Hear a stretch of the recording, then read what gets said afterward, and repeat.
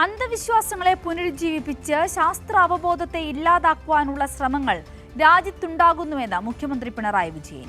ഈ സാഹചര്യത്തിൽ ശാസ്ത്ര അവബോധവും യുക്തിചിന്തയും വളർത്താൻ ഇടപെടലുകൾ ഉണ്ടാകണമെന്നും മുഖ്യമന്ത്രി പറഞ്ഞു. 38ാമത് കേരള ശാസ്ത്ര കോൺഗ്രസിന്റെ ഉദ്ഘാടനം കൊച്ചിയിൽ നിർവഹിച്ച് സംസാരിക്കുകയായിരുന്നു അദ്ദേഹം. മാനവരാശി കടന്നുവന്ന മുന്നേറ്റത്തിൻ്റെ ഓരോ പടവിലും ശാസ്ത്രത്തിൻ്റെ കൈത്താങ്ങുണ്ട്. രോഗപ്രതിരോധ മാർഗങ്ങൾ ഒരുക്കിക്കൊണ്ട് ശാസ്ത്രം അന്ധവിശ്വാസങ്ങളെയും അനാചാരങ്ങളെയും ചോദ്യം ചെയ്തിട്ടുണ്ട്. ശാസ്ത്രചരിത്രത്തെ കെട്ടുകഥകളുമായി ബന്ധപ്പെടുത്താൻ കൊണ്ടുപിടിച്ച ശ്രമം നടക്കുന്ന ഇക്കാലത്ത് ശാസ്ത്രാവബോധം പ്രധാനമെന്നും 38ാമത് കേരള ശാസ്ത്ര കോൺഗ്രസിൻ്റെ ഉദ്ഘാടനം നിർവഹിച്ച് മുഖ്യമന്ത്രി പറഞ്ഞു. നമ്മുടെ രാജ്യത്തിൻ്റെ കാര്യം പരിഗണിച്ചാൽ ശാസ്ത്രീയ ചിന്താഗതിക്കും യുക്തിബോധത്തിനും മേൽ ചില കാർമേഘങ്ങൾ പടർന്നിരുന്നതായി കാണാനാകും.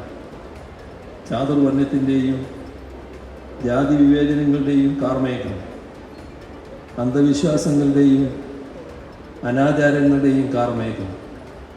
അത്തരം അന്ധവിശ്വാസങ്ങളെ പുനരുജ്ജീവിപ്പിച്ചുകൊണ്ട് ശാസ്ത്രാവബോധത്തെ ഇല്ലാതാക്കാനുള്ള ശ്രമങ്ങൾ ഉണ്ടാവുകയാണ്.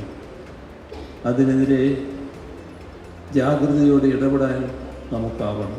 ജീവനും ഉപജീവനവും ഒരുപോലെ സംരക്ഷിക്കാൻ കേരളത്തിന് കഴിഞ്ഞത് ശാസ്ത്രബോധം ഭരണത്തിന്റെ ഭാഗമായി ഉപയോഗപ്പെടുത്തിയതിന്റെ തെളിവാണെന്ന് മുഖ്യമന്ത്രി ചൂണ്ടിക്കാട്ടി. 2024 കേരള ശാസ്ത്ര പുരസ്കാരത്തിന് അർഹയായ ഡോക്ടർ ടെസി തോമസിന് മുഖ്യമന്ത്രി അവാർഡ് സമ്മാനിച്ചു.